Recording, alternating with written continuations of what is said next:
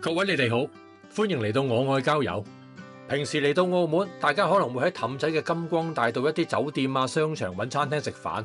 但係如果你想揾一個地方可以吹下海風、充滿外國度假 feel 嘅地方食好西嘅話呢，今集介紹呢間海景葡國餐廳美麗華餐廳呢，你絕對唔可以錯過。咁呢條片嘅最後，我會有一啲交通安排上嘅建議俾大家。好，事不宜遲，出發！呢間餐廳位於澳門氹仔黑沙海灘旁邊，咁喺正路環海天酒店附近。咁如果入住呢間酒店，步行5分鐘就到。咁環境非常之清靜，好有度假嘅感覺。咁呢度有個溫馨提示俾大家。咁呢間餐廳營業時間咧由上晝11點去到晚上10點。咁逢星期二休息，咁大家一定要留意啦。咁如果大家早咗到又未天黑嘅話咧，我強烈建議大家去海邊行下散下步先。海邊嘅環境都幾唔錯㗎。散完步入到去餐廳嘅內部，咁裝修非常之有南歐嘅風情。餐廳嘅四周圍都有傳統嘅葡國花磚點綴，配合埋木系嘅家私同暖色調嘅燈光咧，咁成個環境非常之溫馨舒服，充滿異國情調，真係好似去到歐洲當地嘅小餐館一樣。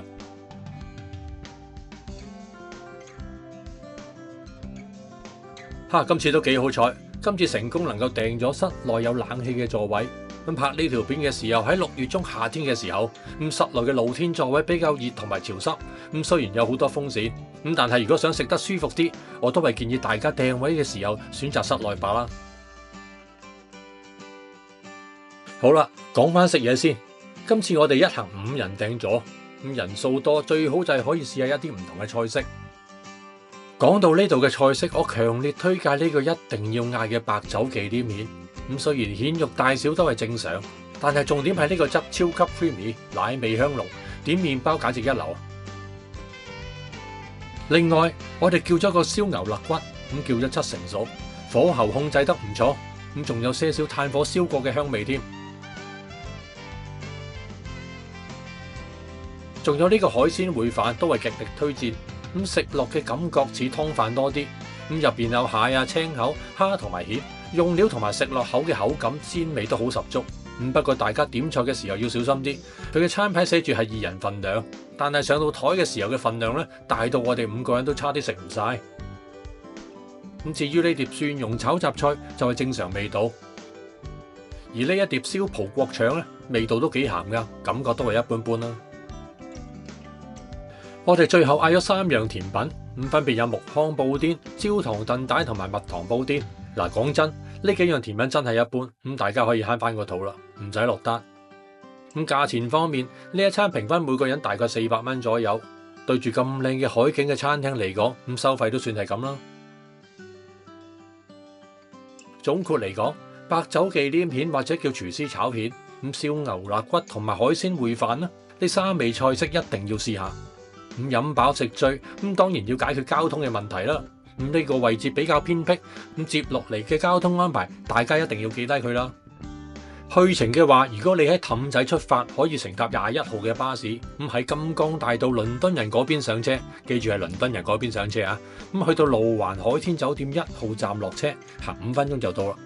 但係重點嚟啦，呢條巴士線咧非常之迂迴，佢會首先經過路環，再去黑沙海灘，然後先至會到達路環海天酒店。如果你趕時間，我私心強烈推介大家去倫敦人嗰邊搭的士出發。大家可以打開地圖軟件參考行車路線就知道啦。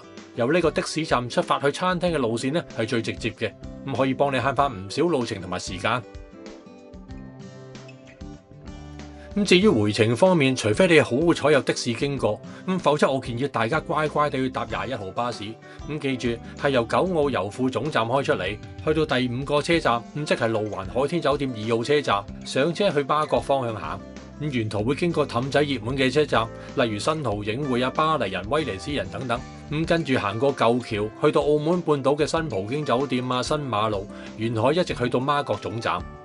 仲有個溫馨提示，喺夜晚嘅8點之前，大概15至20分鐘一班車，但係過咗8點之後就會變成半個鐘頭一班，所以我建議大家早啲食晚飯，同時大家可以下載澳門嘅巴士 App，實時睇到巴士到站嘅時間。另外喺今年即係2026年嘅6月，已經可以直接使用 Uber App call 的士。咁就唔怕食得晏，截唔到車啦。嗱，今日嘅澳門海景葡國餐廳真心評測同埋交通推介就嚟到呢度，咁希望呢個攻略幫到大家。咁如果大家中意呢條片，記得俾個 like、share 同埋留言，訂閱埋我哋我愛交友。下次再帶大家去發掘更多嘅地方。好啦，拜拜。